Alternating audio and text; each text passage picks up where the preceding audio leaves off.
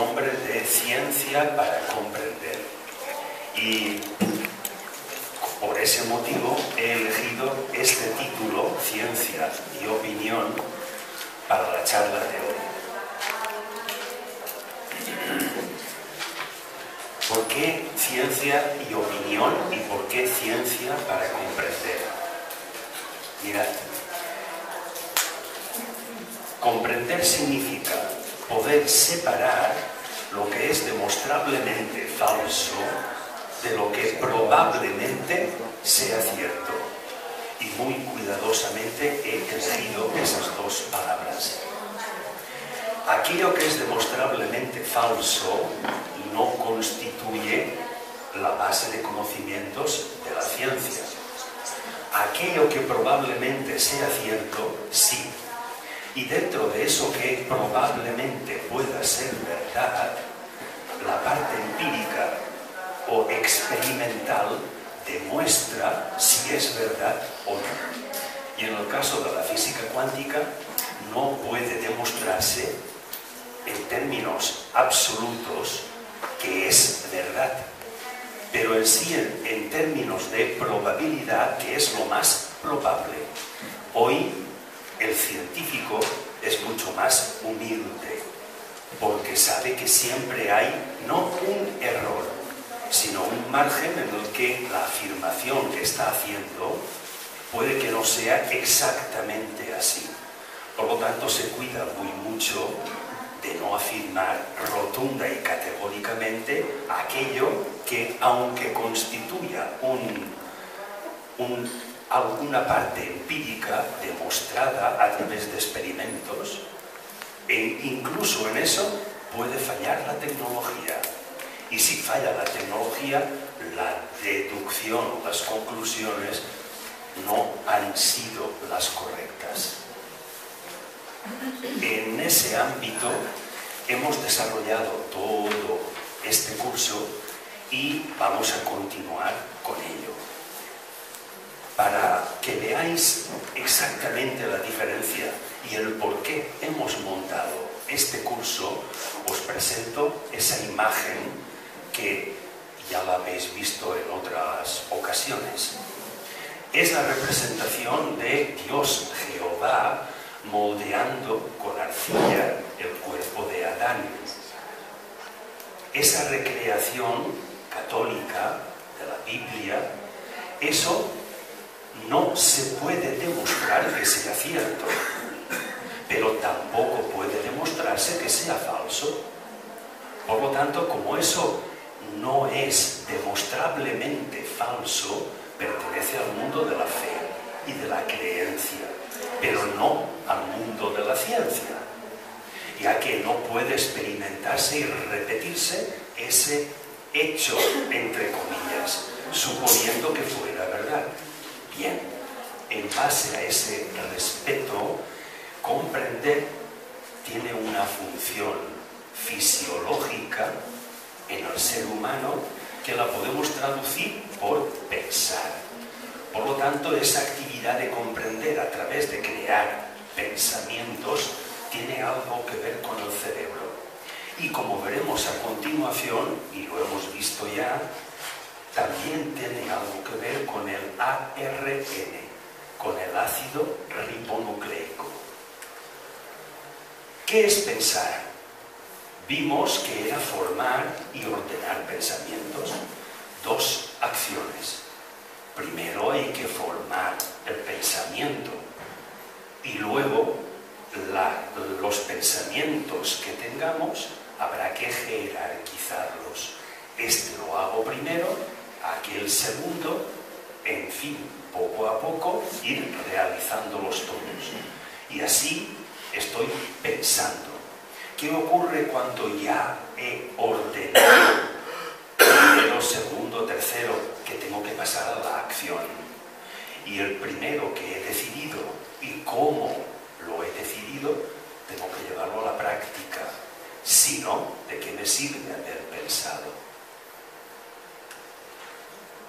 Esa actividad cerebral implica dos detalles. El detalle de la izquierda os representa cómo se conectan dos neuronas de nuestro cerebro. Tanto si son dendritas, las ramificaciones en el núcleo de la neurona, como si es el axón, por donde se conecta a otra u otras neuronas. Jamás hay un contacto físico con las extremidades de una neurona respecto de la otra, sino que la transmisión del impulso eléctrico de una, lo que es impulso eléctrico, se transforma en magnético. Y para que eso ocurra, tiene que haber una sustancia química que recoja y manifieste ese magnetismo. Y no es otra más que los elementos en suspensión dentro de nuestro cerebro que se ionizan. Es decir, todos esos elementos, dígase hormonas o sangre o cualquier otra sustancia de nuestro propio cuerpo, los átomos que la configuran o bien sueltan, abandonan algún electrón o absorben algún electrón. Si lo abandonan, se cargan positivamente, porque hay más positivas que negativas. Es decir, habrá más protones que electrones, y el caso contrario. Pero el conjunto de sustancias cargadas negativamente con el otro conjunto de otras cargadas positivamente hacen polos de polaridad contraria se atraen. Por lo tanto, esa polaridad contraria y esa atracción es lo que provoca el campo magnético entre dos neuronas que no tienen necesidad de contactar entre ellas físicamente, pero se transmiten fielmente el impulso eléctrico de una a otra pasando por una ionización de sustancia química. Y eso es una reacción química. Y todo eso está ocurriendo en nuestro cerebro en cualquier momento que estemos pensando o no está ocurriendo. La imagen de la derecha tenéis esto que parece un triángulo y en el centro como una esfera, viene a representar lo que es el cuerpo de la neurona. Y las ramificaciones son las dendritas y el axón en el que se conecta una neurona con otra. ¿Veis ese punto luminoso de ahí? Ese punto luminoso es precisamente esa conexión. Es el momento en el que se produce una reacción química, exactamente una ionización de alguna sustancia, y es cuando una neurona transmite a otra su propio impulso eléctrico, que ocurre en el conjunto del cerebro, que no es el mismo impulso eléctrico el que se transmite una a otra neurona, que si hay muchas transmitido a otras muchas. La suma de los impulsos eléctricos determina el poder magnético de un cerebro cuando está funcionando, y eso lo refleja fielmente la electroencefalografía. ¿Qué función tiene el ARN cuando estamos pensando? Mirad si es importante, pero no eterna esa función. Es importante, ¿por qué? Veamos qué es superficialmente el ARN. Es una especie de espiral, pero simple. Veis que el ADN es una espiral, pero doble. Hay dos en lugar de una. Tanto uno como otro están formados por agrupaciones de proteínas. Y estas proteínas, a su vez, están formadas por agrupaciones de aminoácidos. Y todo aminoácido está formado por 4 elementos químicos: carbono, hidrógeno, oxígeno y nitrógeno. Luego, todo lo que estamos viendo es el resultado de la combinación entre estos 4 elementos, que uno o todos se ionizan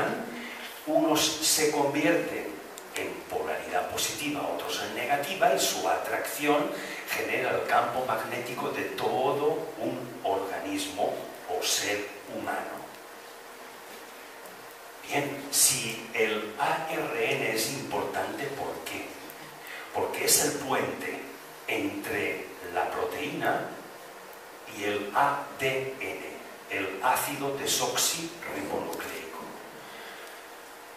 El ARN os conté en otra charla que es como si interpretara el lenguaje del ADN que le tiene que transmitir algo a la proteína. ¿Para qué? Para que la proteína que ha cambiado tiene que saber cuándo el ADN ha cambiado su estructura. Si el ADN está formado por proteínas y la proteína que está rigiendo el metabolismo humano, físico, ha cambiado, la estructura del ADN tiene que cambiar más pronto que tarde.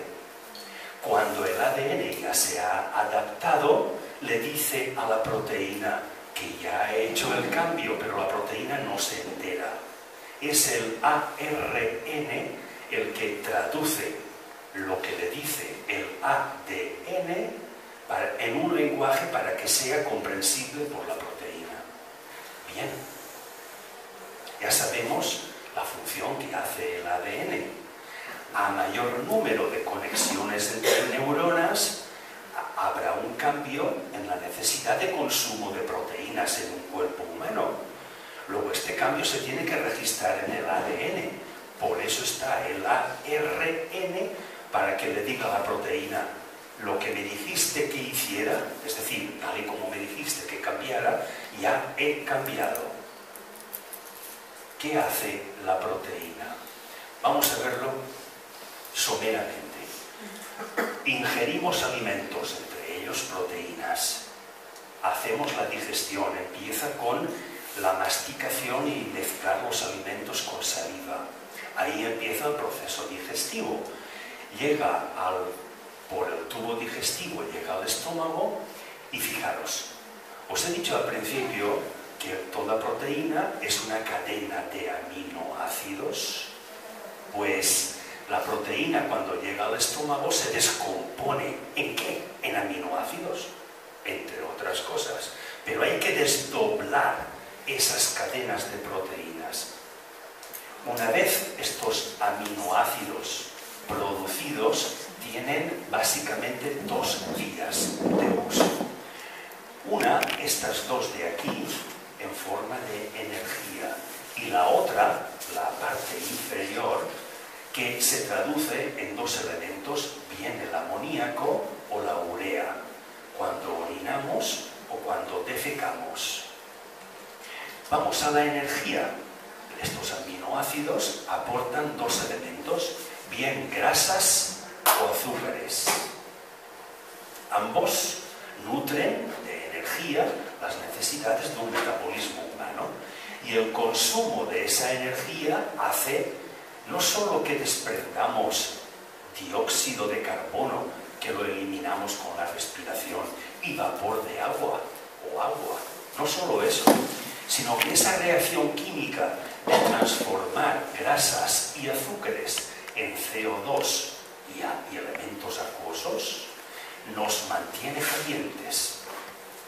Es decir, que a partir de la reacción química que nos permite eliminar los sobrantes, esa propia reacción química desprende calor, y ese calor es la temperatura corporal que mantiene los vivos. Muy bien, ya vemos que la proteína ya qué función tiene. Otro detalle respecto de la proteína. En esta digestión y uso de las proteínas, al metabolizarlas, producimos nitrógeno. Y ese nitrógeno se queda en nuestro organismo, porque es uno de los 4 elementos principales que nos constituyen. Bien, ¿para qué la proteína, en resumen? El destino de la proteína es reproducirse, procrearse. Ese es el destino. Es como una manía persecutoria que tiene.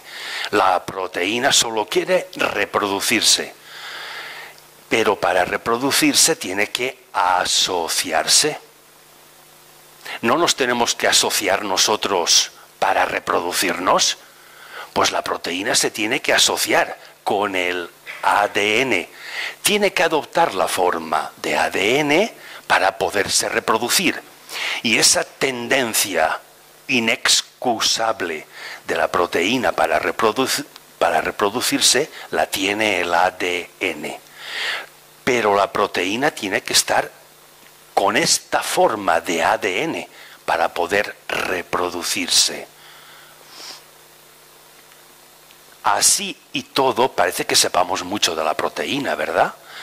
Pues se afirma que de lo que hace en nosotros apenas sabemos un 2%.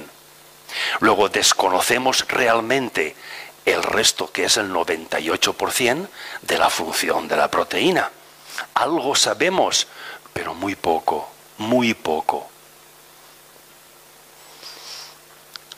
Investigando la función de la proteína en nuestro cuerpo, cómo se transforma en nitrógeno, todo eso que os acabo de explicar, así a grosso modo, hemos descubierto que somos unos seres eléctricos, que utilizamos mucha electricidad, mucha más de la que nos creemos. Prácticamente podemos afirmar que somos eléctricos, porque el movimiento de todas las sustancias que circulan por nuestro cuerpo es debido a esa doble polarización, a que unas sustancias se quitan sus átomos, algunos electrones, y se cargan en positivo, y otras hacen lo contrario, en negativo. Como hay una atracción entre ambas, esto produce un movimiento. Unas van hacia donde está el polo contrario, y ese movimiento es el que en el camino hace una función, y también la hace cuando llegan. Luego hace falta esta polarización eléctrica para que nuestro metabolismo funcione. Cuando todo esto acaba porque nos morimos, acaba toda función ionizante, por lo tanto toda función eléctrica. Esta es una representación que no es real, es un dibujo, una recreación de lo que se viene llamando en algunos criterios y filosofías como aura magnética. No lo confundamos con la fotografía Kirlian, que tiene algo que ver con eso, pero no coincide en el concepto de aura magnética. La base de esta charla es para expresaros, entre otras cosas, lo fugaces y poco fiables que son las ideas que tenemos. Por certeras y por seguro que estemos de que eso es así, lo poco fiables que son. Y os traigo unas muestras. Por ejemplo, en el siglo VI antes de nuestra era, hace 2600 años, la idea del alma se expresaba de múltiples formas. Por ejemplo, Heráclito creía que el alma estaba ubicada en la sangre. Por lo tanto, cuando perdíamos sangre, estábamos perdiendo parte del alma. Para quien creía en eso, Heráclito estaba convencido, y había un gran grupo de personas seguidores de Heráclito que creían fehacientemente que el alma estaba en la sangre. Bien, más o menos por la misma época tenemos a dos grandes personajes, Platón y Aristóteles. No es que Platón y Aristóteles fueran unos genios, que nadie lo duda ni lo discute, y que todo lo que se nos ha legado como sus enseñanzas fue todo gestado por sus cabezas. por sus cerebros, lo pensaron. La realidad no es esa. La realidad es que tanto Platón como tantos otros leyeron a otros personajes, otras filosofías. Se agruparon y se rodearon de muchas personas que habían leído y sabían mucho de otras filosofías. Y entre todos discutían y sacaban una conclusión. Estas conclusiones, la mayoría de ellas, es como si las hubiera dicho en Platón por su boca o las hubiera dicho por su boca Aristóteles. Ocurre lo mismo que cuando un escritor, un novelista, ya tiene bastante fama, contrata a varios escritores para que le redacten la idea que él tiene o que le expresen ideas. Y luego sale una novela, sale un libro que no la ha escrito este escritor, la han escrito sus colaboradores, pero lleva el nombre del escritor. Pues aquí ocurría con Platón y Aristóteles y con tantos otros, idem de lo mismo. ¿Por qué os pongo ahí la viñeta de Agustín y Tomás, Agustín de Hipona y Tomás de Aquino, montados sobre Platón y Aristóteles? Porque a Agustín le encantaba Platón y leyó a los platónicos en el siglo IV después de nuestra era. Y en el XIII, Tomás de Aquino hizo lo mismo, pero con Aristóteles. Tanto uno como otro, Agustín y Tomás, argumentaron y adecuaron las ideas de la escuela platónica y de los peripatéticos a la actual doctrina de la Iglesia Católica, de la religión católica. Por eso se les dice que son dos de los padres doctores de la Iglesia Católica, porque más o menos lo estructuraron, aparte de otros, pero todo el adoctrinamiento nació de Agustín y de Tomás, basándose en Platón y Aristóteles. Y si admitimos que tanto Platón como Aristóteles no eran esos genios que inventaron cosas tan bonitas, sino que fueron capaces de agrupar a otras gentes que sabían cosas que ellos no sabían, bueno, pues vemos el acontecer de la historia en pocos segundos. Demos un salto al siglo XIX. Ese señor que tenéis ahí con un enorme bigote, Friedrich Nietzsche, decía que el alma no existe. Porque Friedrich Nietzsche, si lo habéis leído, es bastante difícil de comprender, pero tiene cosas muy claras. Y cuando él dice, por ejemplo, que según su opinión, y no quiere decir que sea verdad, pero según su opinión, cuando Nietzsche dice que el alma no existe y que dice que es un mito, una imaginación creada para, perdonadme por la palabra, pero no es mía, para las mentes ignorantes. Es decir, para aquellas personas que no tienen un conocimiento universal de todos los conocimientos o de gran parte de los conocimientos de la humanidad, sino un conocimiento, aunque sea mucho, pero muy parcial. Vamos con otra opinión.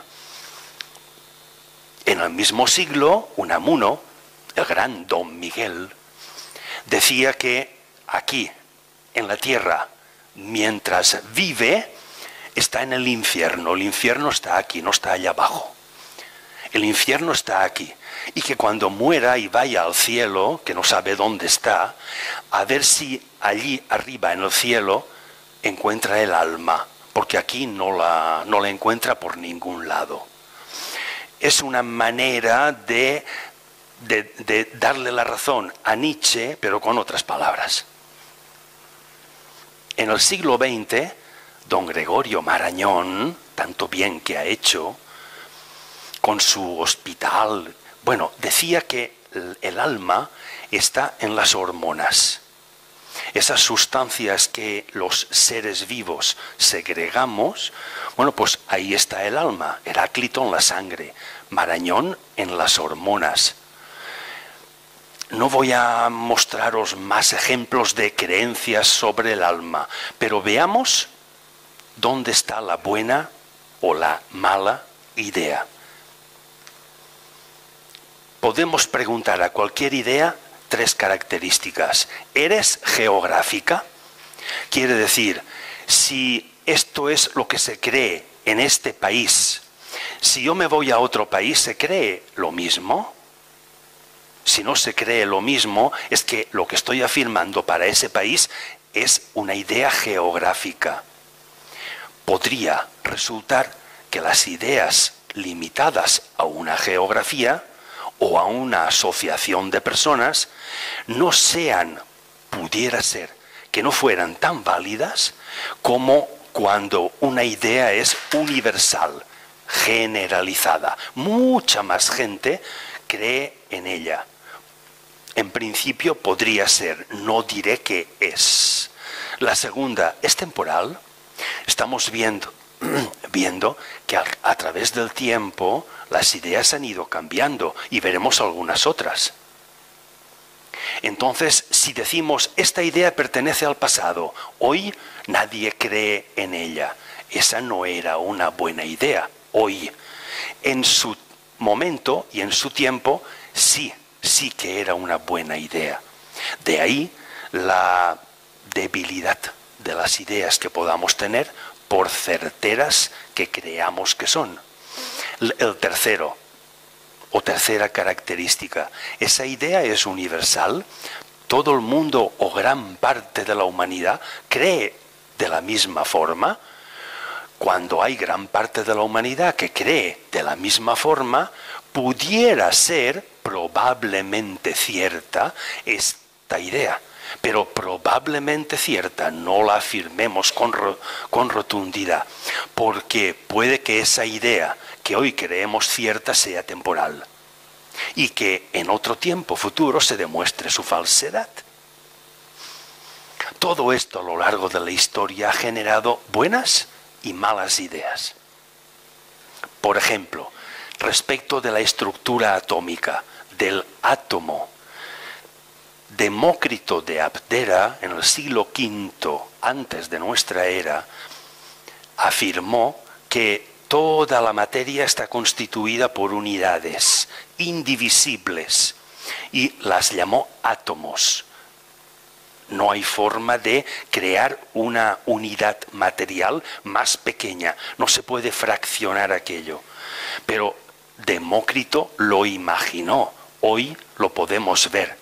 Y podemos ver que un átomo contiene muchas más cosas que lo que imaginó Demócrito.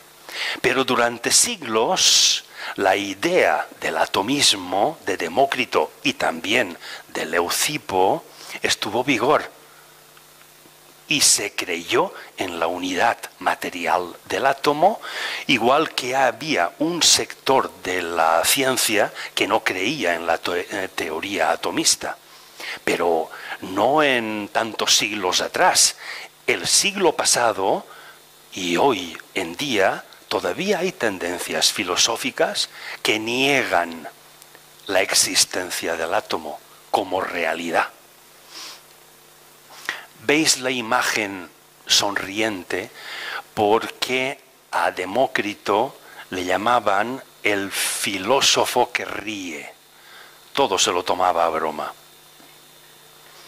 Sobre la tierra, y esto también ha durado muchos siglos y continúa hoy, se creía que la tierra era plana. Ahí tenéis una recreación de la planicie de toda la tierra, montada sobre elefantes, los veis aquí.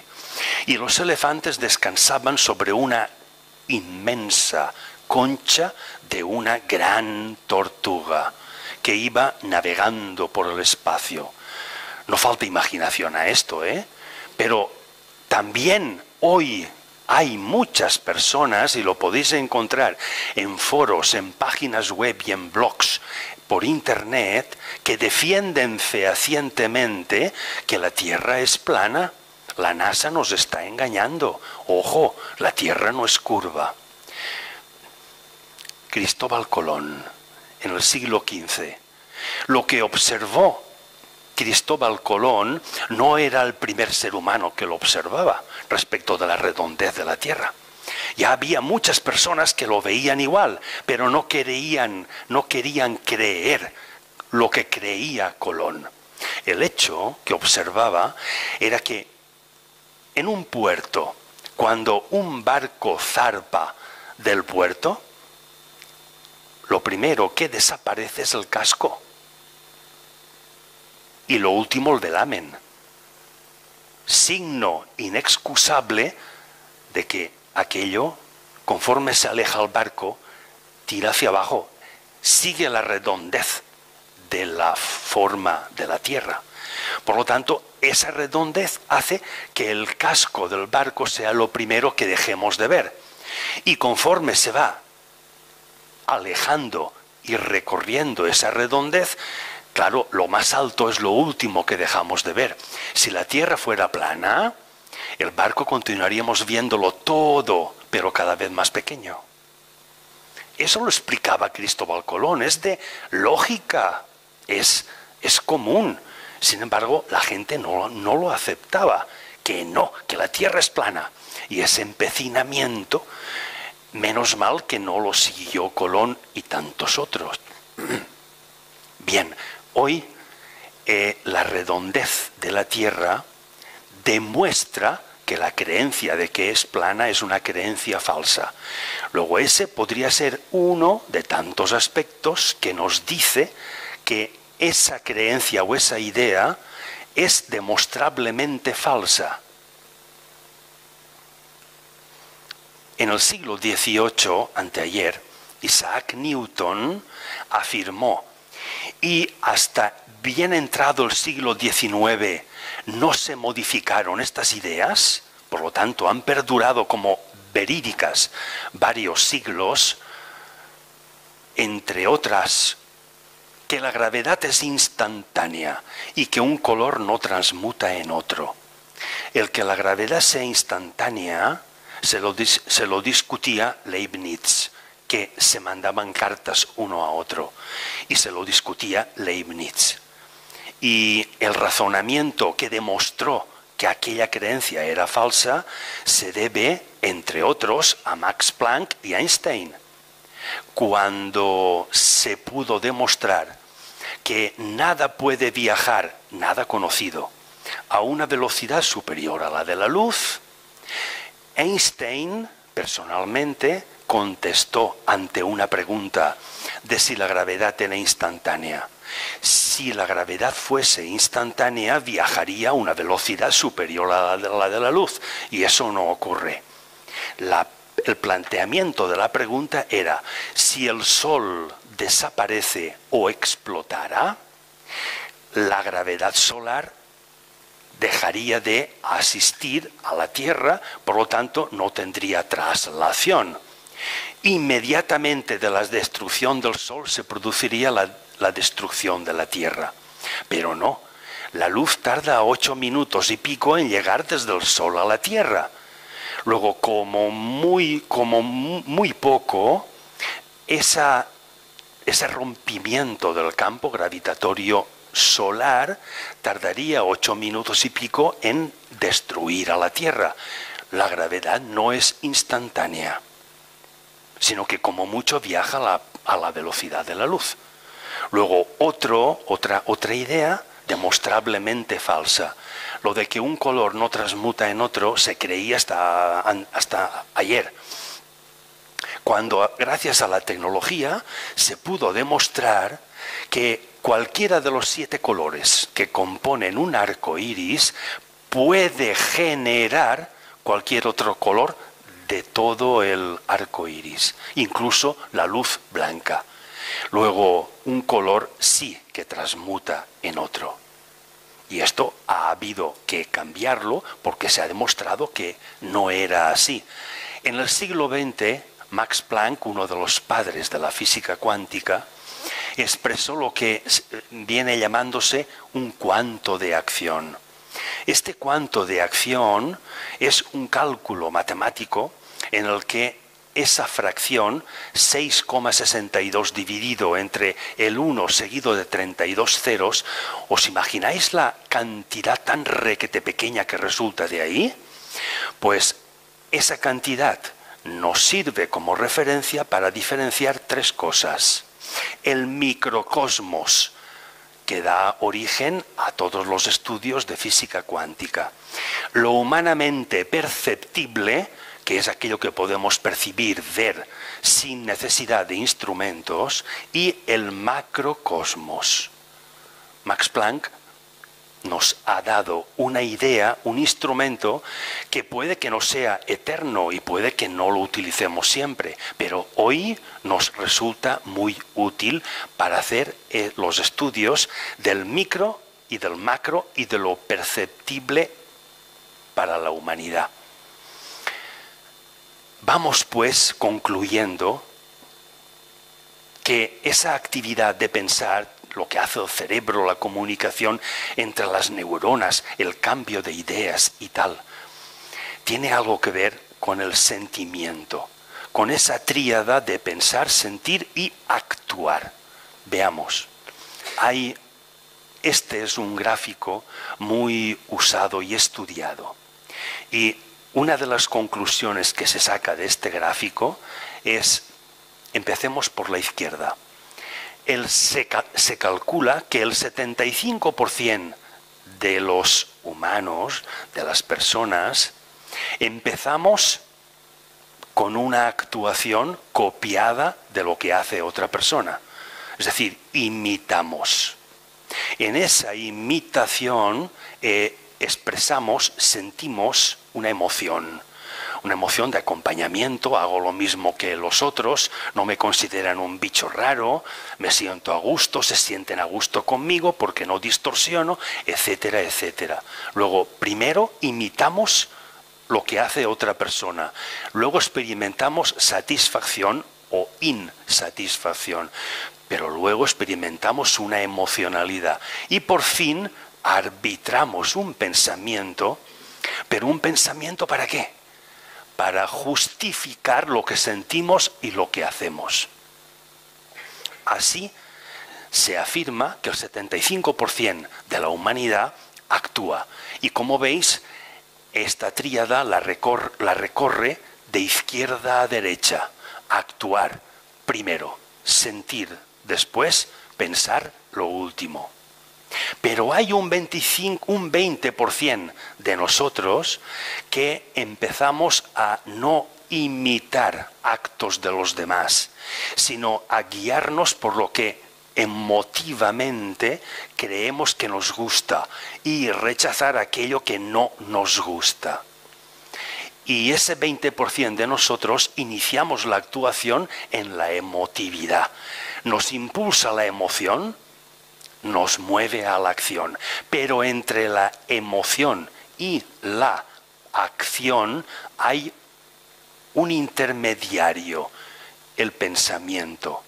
¿Qué función tiene el pensamiento para este 20% de personas? Tiene la función de justificar tanto lo que sentimos como lo que actuamos. Y la mente únicamente la utilizamos este 20% para justificar tanto una cosa como otra. Luego, tanto en el primer caso como en el segundo, la mente no origina ni gesta nada, sino que es instrumento de otra cosa. Hay un 5% que gira justo al contrario. Gira de derecha a izquierda y inicia su movimiento en pensar. Gesta un pensamiento. Una vez lo ha formado, le da un orden. Y ese orden es el que le hace sentir el deseo de realizar ese pensamiento. Luego, lo último es actuar. Primero piensa, forma y ordena pensamientos. Luego está esa persona satisfecha con lo que acaba de pensar. porque lo va a poner en práctica y le gusta, está conforme consigo mismo y funciona de derecha a izquierda empezando por la actividad de pensar. Estas personas, y esto sí que está demostrado, son las que tienen un campo electromagnético cerebral de mayor intensidad, porque ese campo magnético cerebral implica una gran cantidad de neuronas en conexión. Luego, cuantas más neuronas hay, la intensidad del impulso eléctrico que se transmiten unas a otras genera un campo magnético más intenso. Y esto se registra. Pues precisamente en ese 5%, más o menos, se registra este aumento del magnetismo cerebral.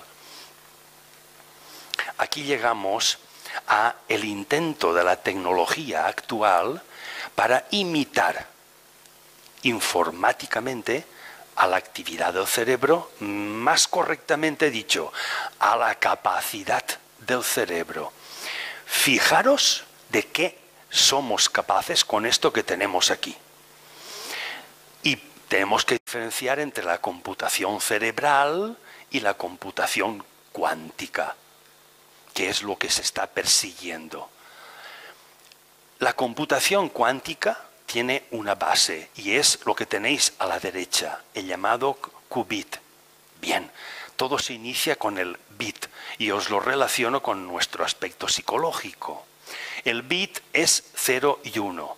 En un circuito que pase electricidad es el 1, cuando no pasa electricidad es el 0.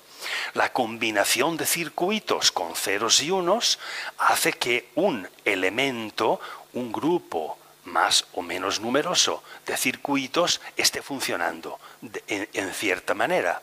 ¿No veis que se agrupan los circuitos en 0 y 1 de una manera análoga a como lo hacen las proteínas? Bien, el 0 vendría a representar la idea, aquello que todavía no está hecho, no pasa electricidad, y el 1 cuando esa idea pasa a la acción y se convierte. Luego la relación entre idea y acción hace que podamos combinar varios circuitos, varias ideas con varias acciones. Bien, luego viene el p-bit. El p-bit es la capacidad de un ordenador que puede funcionar con el 0 y el 1 simultáneamente. Lo cual quiere decir que en vez de esperarme a que haga una función para que este circuito de 0 cambie a 1, automáticamente y de manera superpuesta están actuando el 0 y el 1. Luego las conexiones que implican con el 0 y las conexiones con el 1 se están produciendo de manera simultánea. Quiere decir eso una drástica reducción de tiempo.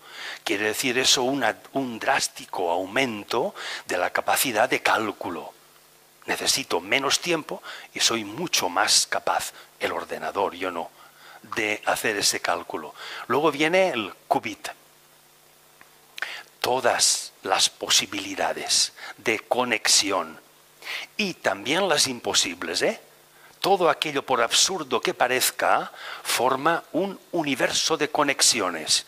Es lo que se representa con una esfera y cada cuadrito tiene 4 puntos. Son las 4 conexiones que se pueden establecer entre 2 átomos ionizados. Uno que funciona con 0 y 1 simultáneamente y el otro también. Luego son 4 elementos que son la capacidad que hace que un ordenador que funcione en qubit sea muchísimo más capaz que otro que funcione con p-bit y por supuesto hoy en día ya no hay ordenadores que funcionen con bits. Bien, ¿por qué os pongo ahí analogía con las neuronas? Porque las neuronas tienen la virtud de poderse ionizar en positivo y en negativo simultáneamente. Pero para eso se tiene que producir un hecho, que ya os lo presenté en una pasada charla de este curso. El hecho es el que provoca que nuestro cerebro tenga pliegues. Y eso se produce por el hecho de que dos neuronas que no se han conectado jamás y empiezan a conectarse por vez primera, si la frecuencia de la conexión aumenta en el tiempo, tienden a acercarse y la fibra nerviosa que las separaba se tiene que abombar para que ambas se acerquen, sin llegar nunca a tocarse, pero extremadamente cerca una de otra. Esa cercanía de dos neuronas se está estudiando hoy en día por parte de muchos científicos y grupos a nivel mundial que se basan en que hay una energía tanto de atracción como de repulsión entre ciertos materiales que se acercan muy mucho pero no llegan a tocarse. La corriente y el flujo de aire, en este caso de partículas subatómicas, que circulan entre esas superficies metálicas muy extremadamente cercanas, hace que se genere electricidad si ese movimiento de partículas es de electrones. Luego se está estudiando cómo generar electricidad sin tener que invertir en otra energía. Hay muchos personajes científicos que están estudiando lo que viene a llamarse el efecto Casimir Polder. Entre ellos nuestro catalán Ignasi Cirac y también el Peter Zoller. Tanto uno como otro regentan laboratorios de estudio y de investigación a nivel internacional que utilizan esta propiedad del qubit, todo eso de que lo posible, lo imposible, lo tiene que hacer un mismo circuito.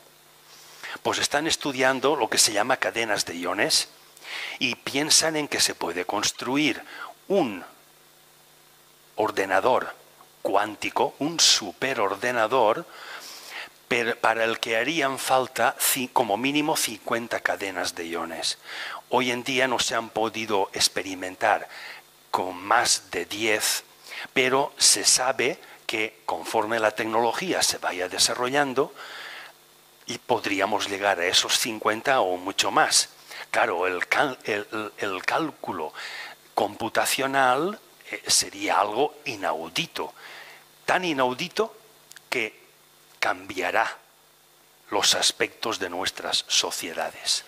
Por lo tanto, cuando esto sea una realidad, ya es parte de realidad, todas las ideas que tenemos preconcebidas, con ese 75% que imitamos acciones, luego sentimos y por fin pensamos, todas esas ideas habrá que abolirlas. La pregunta es, ¿seremos capaces de todo aquello que ha constituido la formación de toda nuestra vida, de golpe y porrazo, abandonarlo y cambiar el chip?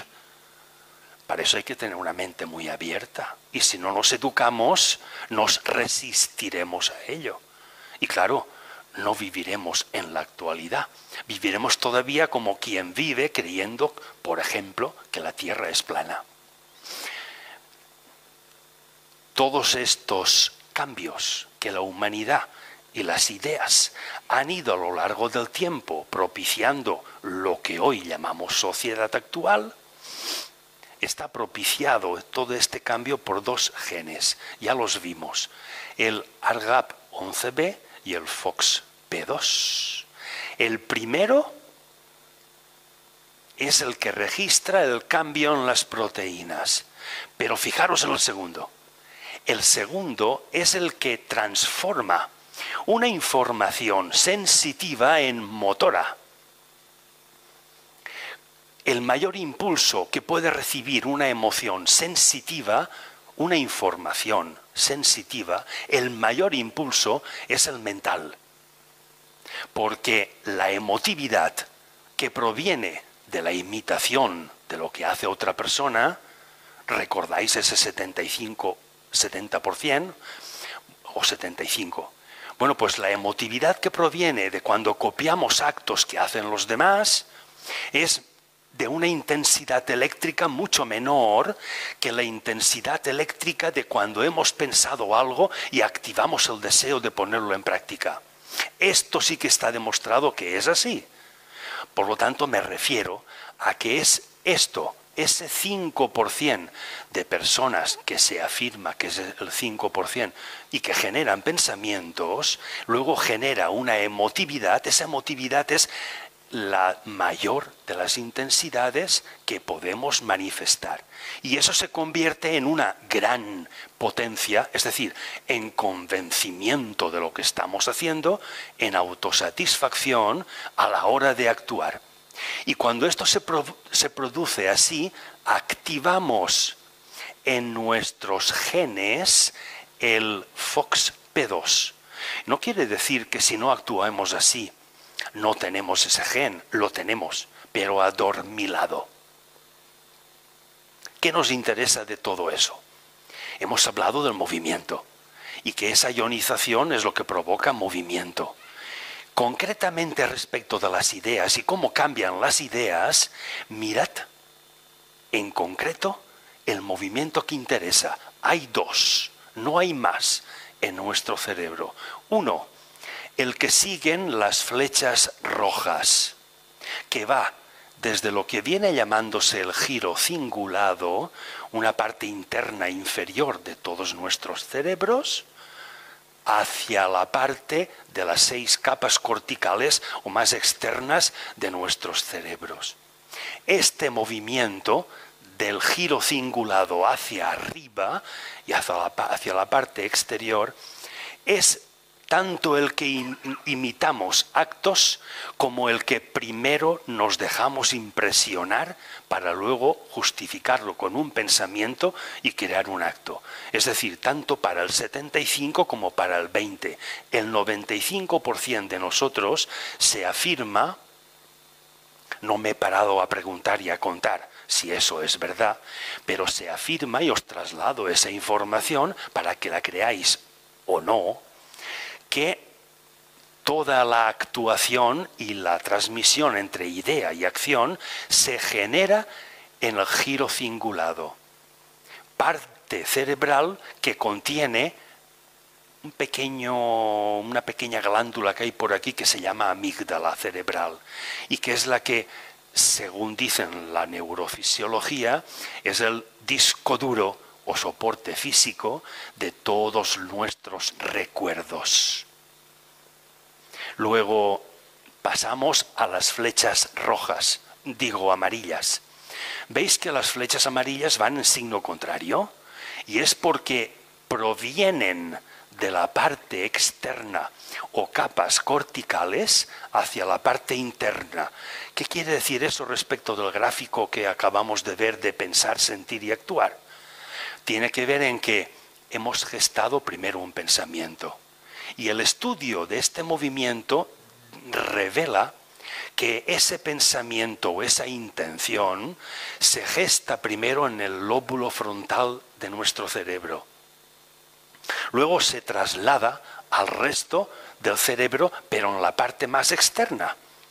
Y una vez las conexiones de las neuronas de las 6 capas corticales se han producido debidamente, combinándose entre ellas, ese impulso eléctrico se transmite hacia la parte interior, hacia el giro cingulado. Aquí es la mente la que está generándolo y controlándolo todo. Y le dice a la emoción, tú tranquila y te emocionarás cuando y cómo yo te diga. No eres quien para decirme que justifique tu emoción.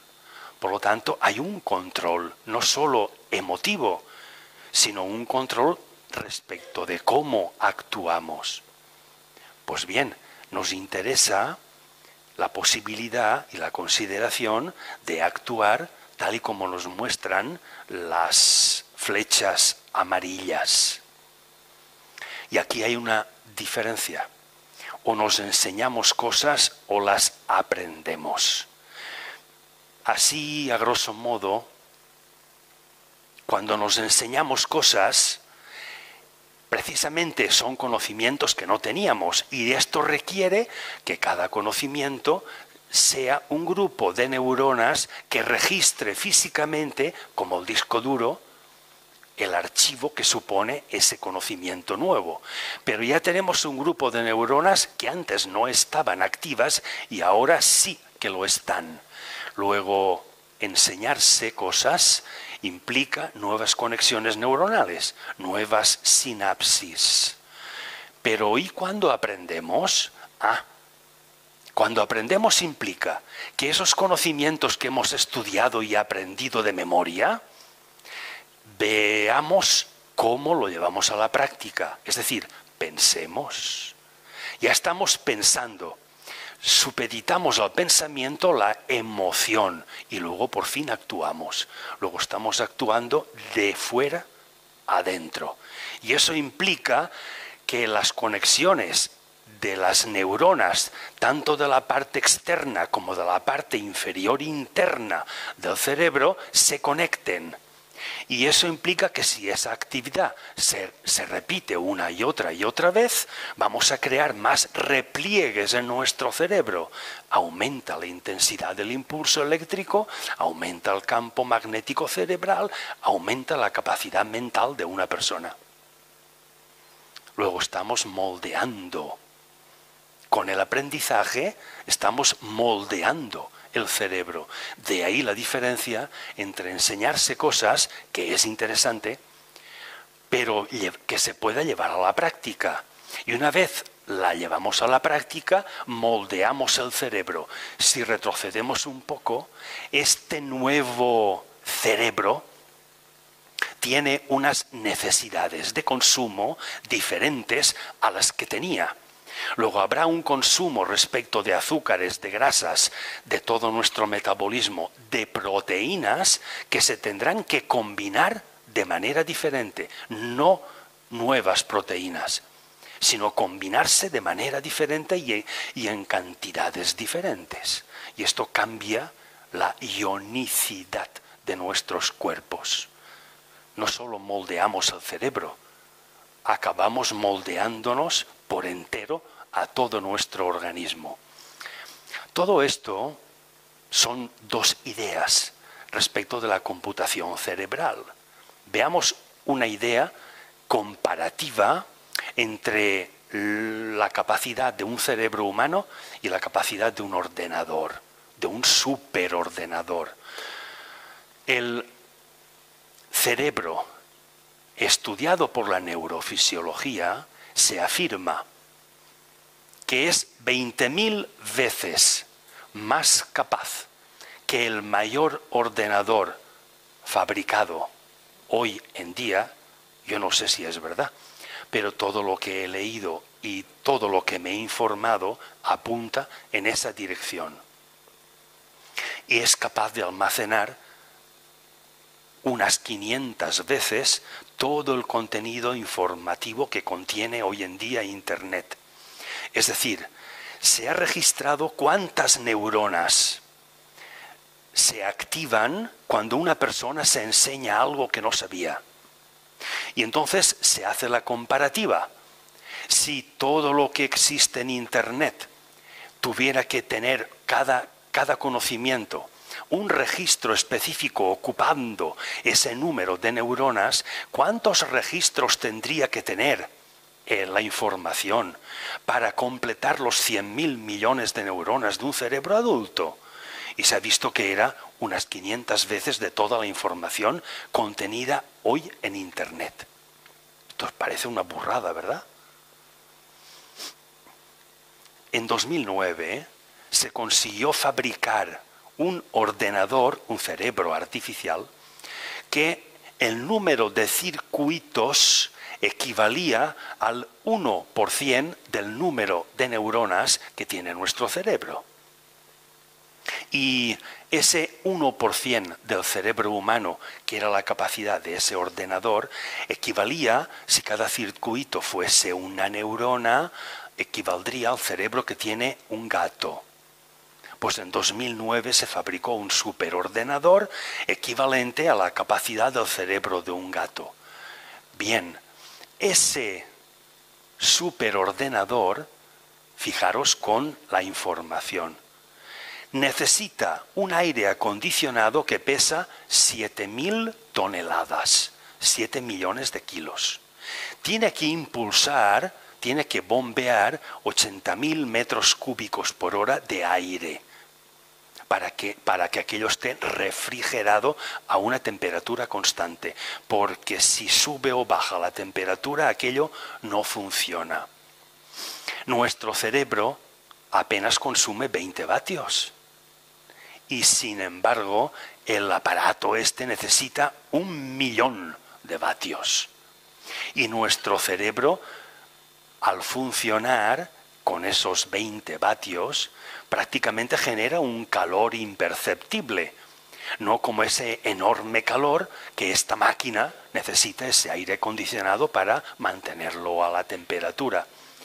Primer dato de la maravilla que tenemos como cerebro. Ultimando ya lo que os he preparado para hoy, fijaros con esta idea que es demostrablemente falsa, por eso ya no se tiene. Lord Kelvin se conoce como Lord Kelvin, realmente su nombre es William Thomson. En 1900 afirmó lo que estáis viendo en pantalla. Nada queda por descubrir en el campo de la física, y esto está escrito. Tan solo faltan más medidas y más precisas. Cuán equivocado estaba Thomson, porque eso de que nada queda por descubrir en la física es inaudito e inadmisible hoy. Esto es una afirmación que se tuvo por verdadera por un sector de la humanidad, científico y otros no, por lo tanto idea geográfica, pero que por haberse demostrado que no es verdad, ha sido temporal. Hoy no podemos continuar creyendo eso. Tan solo 5 años después, en 1905, Albert Einstein, con su teoría de la relatividad, dio un puñetazo encima de la mesa y empezó a levantar polvo. Creó un cambio, creó un paradigma. El cambio no era respecto de Thomson o Lord Kelvin, sino respecto de la física clásica o la física newtoniana, la que se venía llevando desde Isaac Newton. Einstein rompió con los cálculos tenidos como verdaderos propiciados por la física de Newton, porque pudo él, Max Planck y otros, Richard Feynman y tantos otros, pudieron calcular y gestar otro tipo de ideas que hemos visto que han sido más útiles y han demostrado lo inútiles por falsas que son otras ideas. Luego, Einstein, en 1905, creó un paradigma, un cambio de mentalidad, en el que la mayoría de los científicos tuvieron que pasar años para que fueran adaptándose a la realidad que Einstein les estaba mostrando. Hoy parece que ya nadie lo duda, porque hay otras demostraciones. Bien, ¿podemos concluir algo de todo esto? Si no hay paradigma, y esta es una definición de la sociología actual, si no hay paradigma se produce lo que la sociología viene llamando parálisis paradigmática. Es decir, la parálisis paradigmática no es una enfermedad de una persona, sino de una organización de personas. Toda organización que se empeña en perdurar en el tiempo y dentro de una geografía determinada ciertas ideas, aunque no se hayan demostrado que sean falsas ni verdaderas, está afectada de esa enfermedad, está paralizada paradigmáticamente. ¿Por qué? Porque está viviendo en el pasado. Y podemos preguntarnos si nuestras ideas son, en este contexto, que forman parte de una enfermedad organizacional o no. En lo que está claro es que la parálisis paradigmática, tal y como avanza el conocimiento de la humanidad, dura cada vez menos tiempo. Lo cual quiere decir que afortunadamente todas esas personas que continúan creyendo en lo que ya demostrablemente es falso, cada vez tienen menos tiempo para continuar creyendo lo mismo. Por lo tanto, aquellas personas que tienen gusto en creer eso, todo el derecho tienen. Lo que no tienen derecho es a intentar imponerlo a nadie como que es la verdad. Si hay esa llamada enfermedad organizacional, es porque predominan estereotipos sociales. Es decir, hay ideas geográficamente localizadas y que duran un tiempo. Al cabo de cierto tiempo, esa idea se deshace y se adopta otra, se deshace y se adopta otra. Pero en ese deshacer una y adoptar otra, se produce un cambio. Y es que la idea nueva, aunque continúe siendo geográfica, generalmente tiene un ámbito geográfico mayor. Lo cual quiere decir que ese progreso de ideas nos está llevando, nos guste o no, a una universalización de las ideas. Menos mal. Por lo tanto, volvemos a lo del principio. Si atendemos a qué es comprender, podremos diferenciar aquello que es demostrablemente falso de aquello que es probablemente cierto. El hecho de creer que Dios Jehová moldeó de arcilla el cuerpo de Adán, etc., como os he dicho al principio, eso no es demostrablemente ni falso ni verdadero. Luego, no hace bien aquella persona que lo niega, ni tampoco aquella persona que no que lo afirme, sino que pretenda imponerlo a otras. Tú cree en lo que quieras, tienes derecho. A lo que no tienes derecho es a imponer a otro tu propia creencia. Eso ya excede en tu derecho. En el siglo V, antes de nuestra era, Hipócrates ya enunció. Hay de hecho dos cosas, ciencia y opinión. La primera engendra conocimiento, la segunda ignorancia, porque creemos en aquello demostrablemente falso o en aquello que afirmamos como verdadero pero no puede demostrar que así sea. Obedece a la creencia, a la fe. Y aquí pretendemos afirmar todo aquello que puede ser probablemente cierto. Jamás afirmar que lo es, sino que probablemente pudiera ser cierto. Y lo diferenciamos de aquello que ya se ha podido demostrar que es falso y por lo tanto no concierne a la ciencia, concierne al mundo de la creencia. Una frase para resumirlo todo. Ahora que has pensado, no te pares, hazlo. Y ahora que lo has hecho, no te pares, piensa. Ya tenéis aquí el círculo. Muchas gracias por vuestra atención y ahora quedo a vuestra disposición para cualquier sugerencia. Muchas gracias.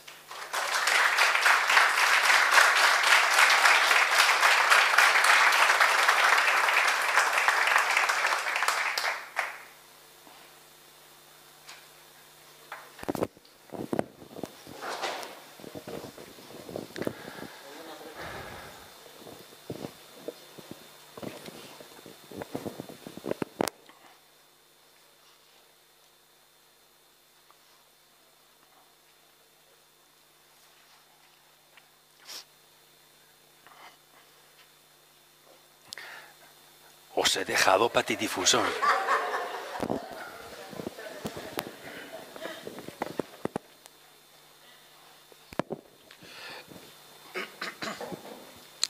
Disculpa lo poco elaborado de la pregunta, porque en esto uno nada como puede. El otro día escuchaba algo así como que tenía fundamento científico, porque se mencionaban nombres que yo desconozco, pero referidos incluso a sus universidades, como que se había conseguido a un retrovirus, que tampoco sé muy bien lo que es, eliminarle la parte patógena y tratar de grabarle ahí información.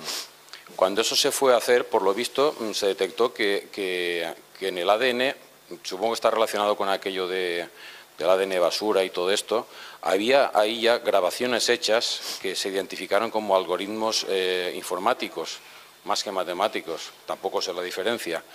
La cuestión es que, bueno, esto daría bastante que pensar, sobre todo si uno se le dispara la imaginación, pero lo cierto es que lo que sí que puedo comprobar es que se estaba grabando información en el ADN y se estaba haciendo con unas ventajas tremendas. O sea, la capacidad de grabación de información y lo que perduraría en el tiempo, porque se hablaba que esa información podía quedar grabada ahí miles de años, frente a lo que pudiera ser pues un dispositivo como un CD-ROM o algo por el estilo. Eso daría que pensar en la posibilidad de que, bueno, que la información que llevemos grabada, pues se apuntaba y que pudiera ser incluso extraterrenal o terrestre, como se quiera decir. Me gustaría saber tu opinión, porque lo cierto es que ahí se mencionaban nombres, se mencionaban revistas científicas y tal, pero bueno, sonaba un poquitín así. Gracias por tu sugerencia.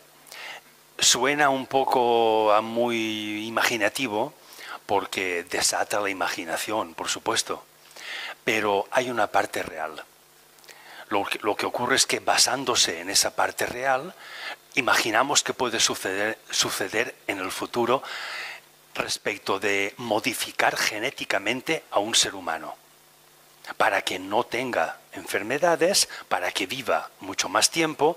Ya hay un sector científico que especula con que podremos vivir eternamente dentro de menos de 50 años, etcétera, etcétera. Los retrovirus tienen mucho que ver con esto, porque son los únicos virus, y si hay alguien aquí que sabe más que yo sobre lo de los retrovirus y quieres ponerlo, que lo diga. Pero así, a grosso modo, el retrovirus tiene la capacidad de convertir su ADN en AR, al revés, su ARN en ADN. Una vez se muestra con el disfraz de ADN, como si fuera el lobo con la piel de oveja, se adhiere a una célula que, por mostrarse como ADN, no lo rechaza y lo adopta, como si fuera su propio ADN. De manera de que cuando esta célula se reproduce, reproduce también el ADN del virus. Estos son los retrovirus. Pero si a ese retrovirus se le hace una modificación genética, es decir, se le extirpa una parte de ese ADN y se le sustituye por otra, este retrovirus, cuando se reproduce con la célula, reproduce la parte modificada sin darse cuenta. Y eso hace que el organismo que utilice ese ADN cambie. Luego eso provoca un cambio en la estructura, no solamente del ADN, sino molecular de todo un organismo en poco tiempo. Como esto se ha experimentado y se ha visto que sí que es así en animales de laboratorio, se especula con que llevado a humanos podría ser cierto a la hora de curar enfermedades, de vivir más años, etcétera, etcétera. De que seamos todos altos, rubios, guapos, o que podamos generar, desata la imaginación, ¿verdad?, seres, bebés a la carta. Pero en fin, la manipulación genética hoy en día tiene una base real, tiene una parte experimental. Lo que ocurre es que la mayor parte de esos experimentos se llevan a cabo en ratones, en primates, como animales más cercanos a los seres humanos. Todo eso transportado al ser humano, digamos que es una pequeña parte de lo experimentado con animales. Pero claro, visto el resultado en el reino animal, la imaginación se te desata. ¿En qué pudiera resultar aplicado al ser humano? Pero hoy en día hay una parte de realidad y una gran parte de imaginación. No nos dejemos llevar, es una sugerencia, con todas las informaciones que podamos encontrar en Internet. Incluso hay clínicas, y si lo buscáis en Internet lo encontraréis, que ofrecen a los futuros padres una manipulación genética de sus futuros hijos. Pero en fin, eso cada cual tiene derecho a creerlo o no.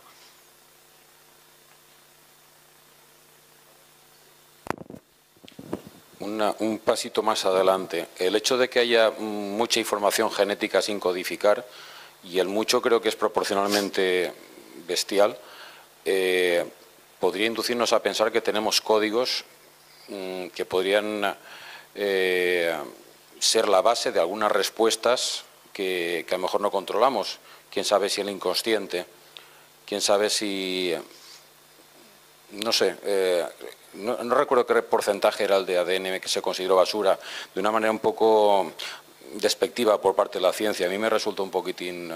Bueno, es que se llama ADN basura porque se especifica que no es genuinamente humano, sino que pertenece a otras especies, como por ejemplo la genética microbiana o la genética de ADN de otros elementos y organismos vivos que forman parte de nuestro ADN. Todo eso se le denomina ADN basura, que es que se repite en la generalidad de seres humanos. Y hay cifras sobre lo que podemos cambiar respecto de la cantidad de genes que constituyen el ADN humano. Se especula con que unos 6 millones de genes nos diferencian de los primates respecto de los humanos. Tan solo 6 millones de genes.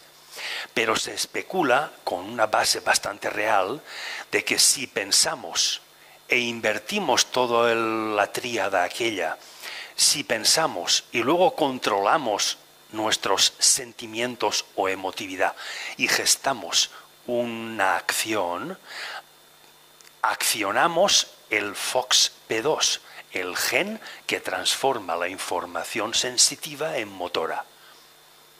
Y entonces se provoca un cambio genético y alguno de esos 6 millones de genes que pertenecen genuinamente a la raza humana, podemos cambiarlo. Este es el proceso.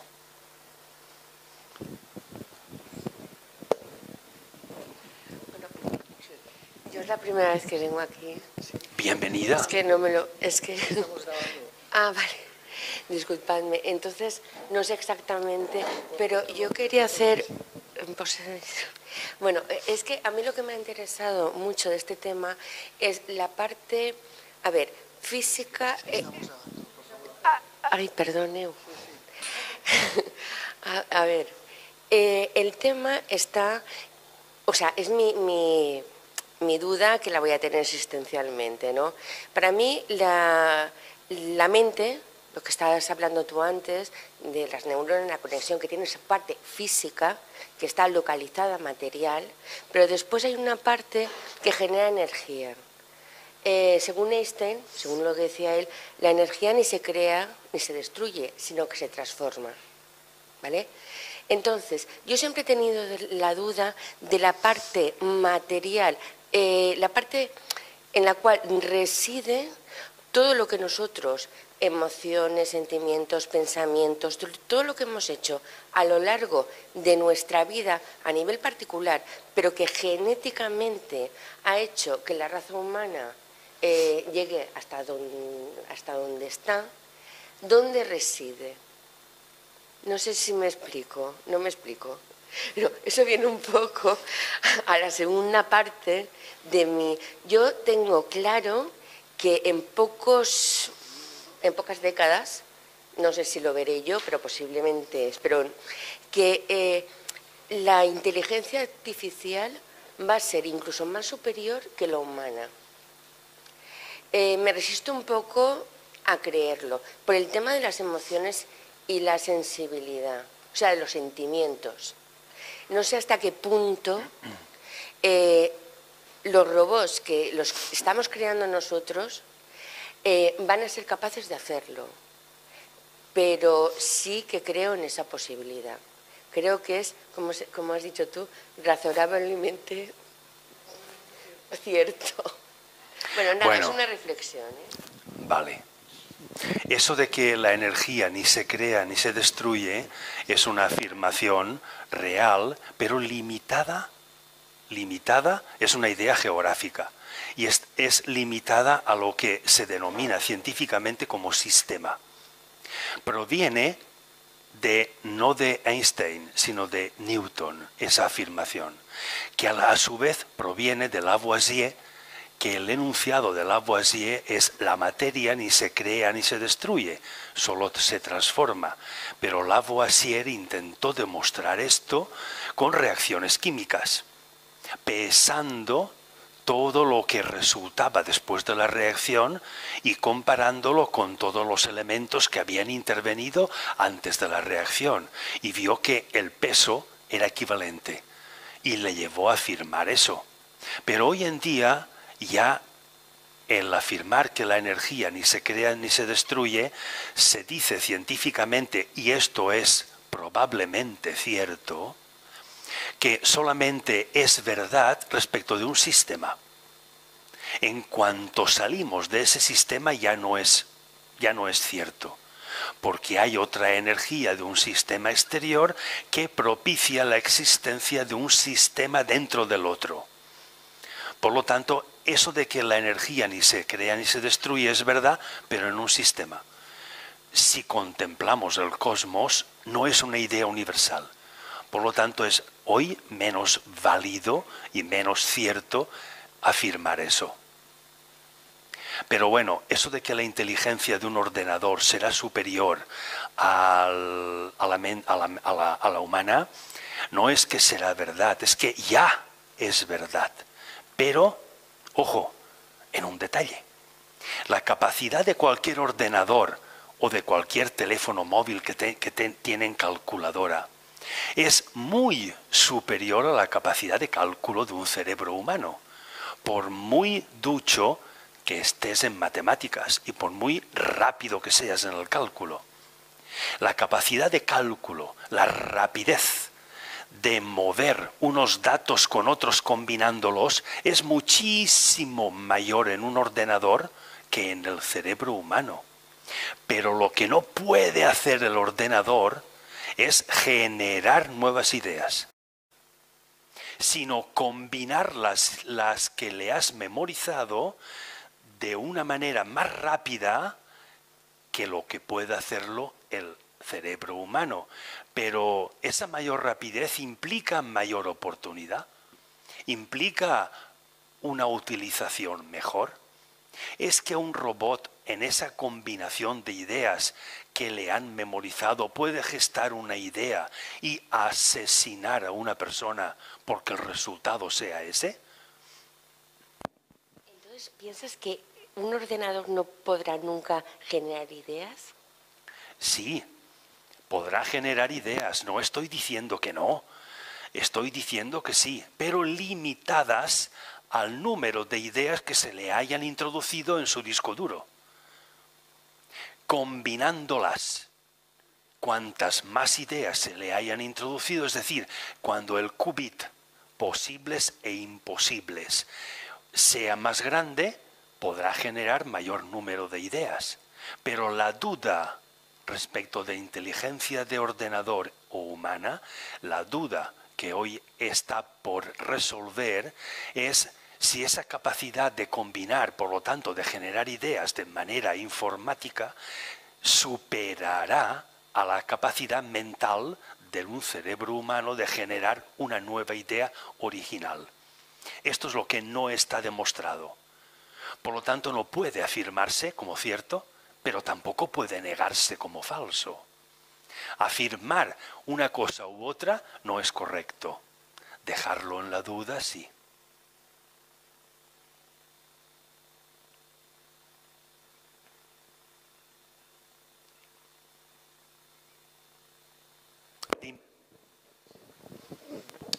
Sobre el alma, por ejemplo, según las escrituras, según la Biblia, el alma muere.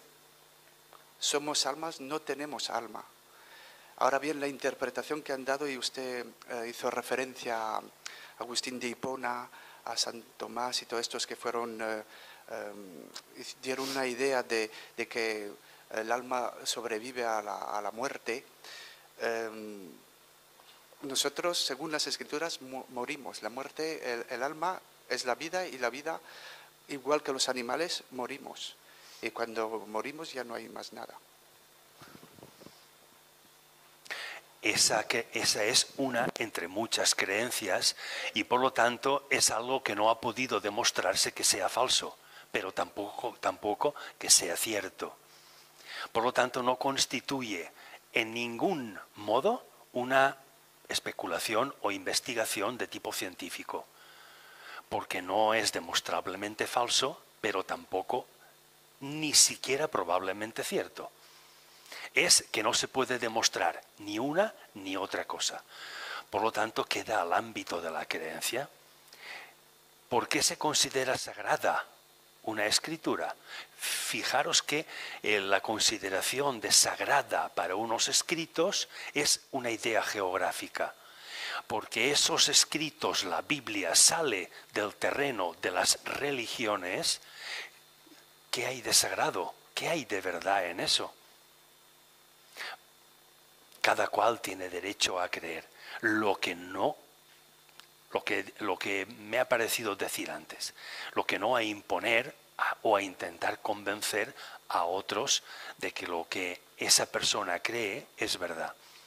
Y para una persona será considerada esa escritura, la Biblia o cualquier otro libro, el libro de Enoc, del que se afirma que es casi una copia exacta de los evangelios, y concretamente creo que es el de Mateo y el de Lucas. Es casi una copia se afirma, del libro de Enoc. Considerar que unos son sagrados y otros no, o el libro de Enoc que sea a su vez recopilación de otros escritos, ¿en qué momento se produce la consideración de sagrado? ¿Por qué han tenido que transcurrir 4 siglos después de la mítica crucifixión de Jesucristo? ¿Por qué tienen que transcurrir 4 siglos para que sea considerado hijo de Dios y tan divino como el Padre? Porque antes no era considerado como tal. Todas esas afirmaciones no son ni demostrablemente falsas ni probablemente ciertas. Por lo tanto, cada cual que atenga. En una de las notas que has puesto está que sabemos un 2% de lo que hacen y que somos eléctricos. Mi pregunta es, si somos eléctricos, ¿qué ocurre al morir? ¿Dónde va esa electricidad? Cesa, porque el movimiento entre sustancias iónicas cesa. En cuanto el corazón deja de bombear, ya no hay posibilidad de que se creen ni campos eléctricos de polaridad positiva ni negativa. Al cesar esas polaridades ya no hay atracción y repulsión tampoco. Cesa el movimiento, cesa la actividad eléctrica. Es como si tú a un imán que está atrayendo limaduras de hierro porque tiene las 2 polaridades, lo cortas y separas una polaridad, las limaduras de hierro caerán al suelo. Has cortado la atracción propiciada por los polos, ya no hay movimiento atractivo. Ese movimiento atractivo es una gravedad, un campo gravitatorio que se debe al campo magnético, que hace que todo nuestro organismo esté en constante movimiento. Pero en fin, Eso cesa en la muerte. Muy bien, gracias. Y ya aprovecho, has hablado antes también de que sin paradigmas hay parálisis, ¿eh? Y no hay, evidentemente, bueno, pues eso, una parálisis de pensamientos. Por ejemplo, los fundamentalistas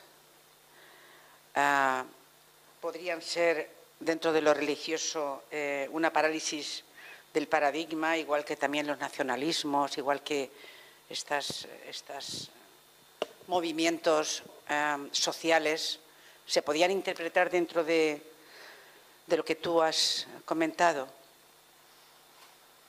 Podría interpretarse. ¿Por qué no? Vale, gracias.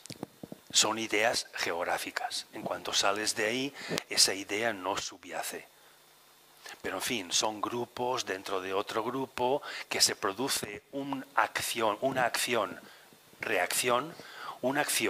de los grupos de fuera en los que otros grupos de dentro reaccionan en contra. Y esa acción-reacción genera ideas. Y eso no es malo que ocurra.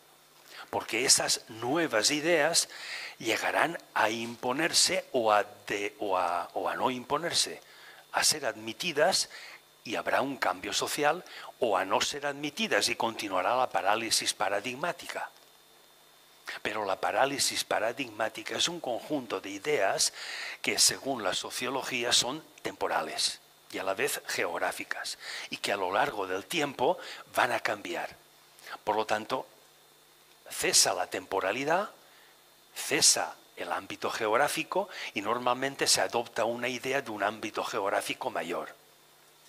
Esa es la idea que subyacía, ya no subyace, en los principios de la creación de la Unión Europea. Subyacía que todos los Estados miembros de la Unión Europea renunciaran de alguna manera a sus fueros particulares y se creara un fuero general de toda la Unión Europea. Eso es lo que se llama también la unión política. Se ha conseguido de alguna manera la financiera, pero se ha olvidado la unión política. Y entonces, ¿quién manda aquí? El mercado financiero. Dígase IBEX 35, llámese como quiera. Pero la ideología política de unificar y por lo tanto hacer más universales unas ideas que eran particulares, escogiendo las mejores de cada país y generando una ideología común en la que la convivencia pueda hacer a un Estado más potente y más fraternal, eso es lo que no se ha conseguido. Pero en fin, eso también va a durar un tiempo, presumiblemente. Hola, gracias por la charla. Y quería preguntarle, cuando se ha hablado de acción, sentimiento y pensamiento, y en los porcentajes en que se ha hablado, si cada persona pertenece a ese porcentaje o todas las personas tenemos capacidad de, según en qué, funcionar en un sentido o en otro, y si tenemos esa capacidad, ¿qué nos mueve a funcionar de una manera a otra? Y si depende de nosotros, ¿cómo se puede? Sí que depende de nosotros y sí que depende de esa tríada, afecta, no depende, afecta a cada uno de nosotros.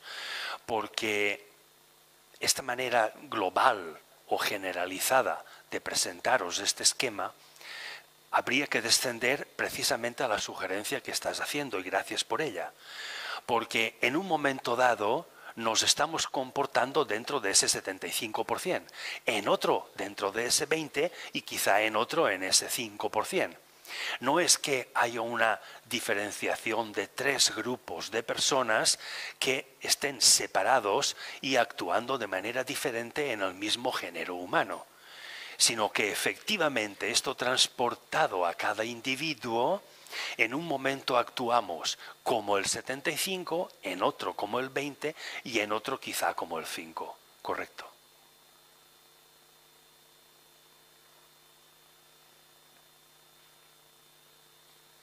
Bueno.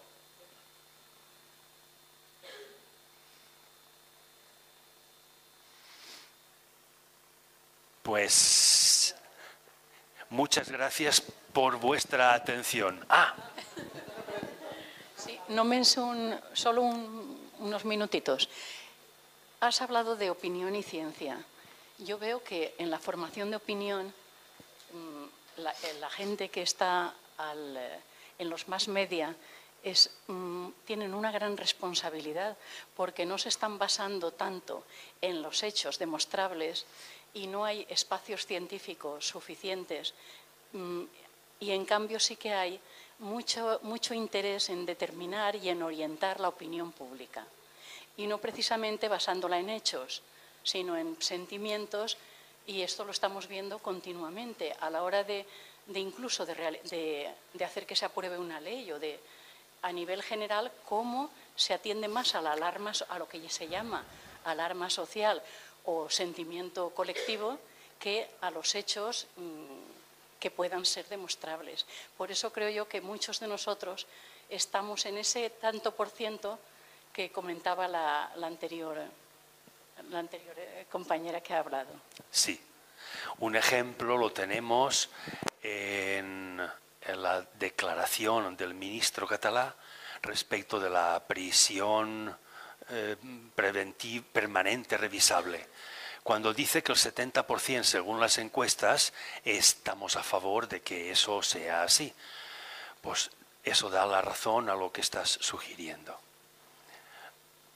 Debería tenerse quizá a otro tipo de criterios y no a ese criterio social, que ves tú a saber esa demoscopia, cómo se ha hecho y a quién se ha preguntado, en qué lugares se ha preguntado para recabar esa información. En fin, hay muchas dudas. Pero lo triste no es que el ministro catalá diga lo que dice, sino que haya tanta gente que se lo crea. Eso es lo triste. Aquí estamos, y ese es uno de mis empeños al mostraros todo lo del curso, no demostrando nada, que somos mejores ni nada de eso, sino estableciendo una información y unos quizá criterios para que cotejemos informaciones y no los dejemos llevar por aquello que emocionalmente nos hace arrancar y movernos a la acción. Párate un momento, piénsalo otra vez, a ver si opinas lo mismo. Si no te paras a pensar, quiere decir que te vas a dejar guiar por la opinión. Y esto lo sabe el ministro catalá y tantísimos otros, que en la mayoría de la sociedad española es posible dirigirla a través de opiniones. Léase opinión de telediarios, de prensa, que ya habéis oído por activa y por pasiva, que tienen comprados a los periodistas y que hay una censura de lo que se puede y no publicar. Y de aquello que descubre la Guardia Civil y la investigación policial, una pequeña parte es lo que llega a la opinión pública y encima disfrazado. Por lo tanto, la poca fiabilidad. Pero bueno, la culpa no la tienen ellos, la culpa la tienen nosotros, que nos lo creemos todo, porque nos fiamos de la opinión. En cuanto intentamos comprender, aunque no sepamos ni papa de ciencia, de física, de matemáticas, de química, aunque no tengamos esos conocimientos, si intentamos comprender, no lo dudéis, somos científicos. Y quien diga lo contrario, lo afirmo, está equivocado. Bona nit.